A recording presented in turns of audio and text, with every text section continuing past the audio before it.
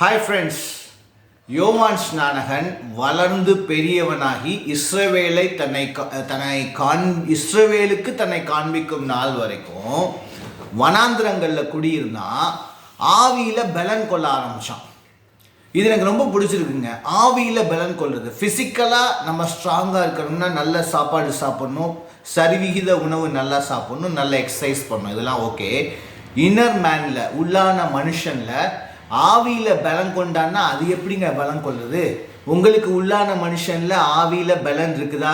இல்லை ஏதாவது பிரச்சனைகளை பார்த்தா கேட்டால் உடனே சோர்ந்து போயிடுறீங்களா? உள்ளான மனுஷனில் பலனோடு இருக்கீங்களா?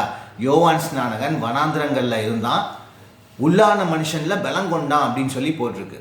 எபேசியர் 3:16 என்ன சொல்லுது அப்படின்னு பார்த்தீங்கன்னா, அழகாக சொல்லுது, பரிசுத்த ஆவியினால தான் உள்ளான மனுஷனில் பலன் வரும் அப்படின்னு சொல்லுது. அப்போ பரிசுத்த ஆவியானவரால் நம்ம நிரப்பப்படும் பொழுது உள்ளான மனுஷன் நல்ல பலம் கொண்டு ஸ்ட்ராங்காக இருக்கிறான். அப்போ பரிசுத்த ஆவியானவரால் எப்படி நிரப்பப்படுறது? விசுவாசிக்கணுங்க. கடவுள் நம்மளை முழுவதுமாக நிரப்புறாரு, பரிசுத்த ஆவி நிறைவான அபிஷேகத்தை நமக்கு கொடுக்குறாருன்னு விசுவாசிக்கணும். ரெண்டாவது, யோவான் எழுதின புத்தகத்தில் 6ஆம் அதிகாரத்தில் 63ஆம் வசனம் எனக்கு ரொம்ப பிடிச்ச வசனம். கர்த்தருடைய வார்த்தை ஆவியாயும் ஜீவனாயும் இருக்கிறது அப்படின்னு சொல்லி போட்டிருக்கு. இஸ் ஸ்பிரிட் அண்ட் லைஃப் அப்படின்னு சொல்லி போட்டிருக்கு.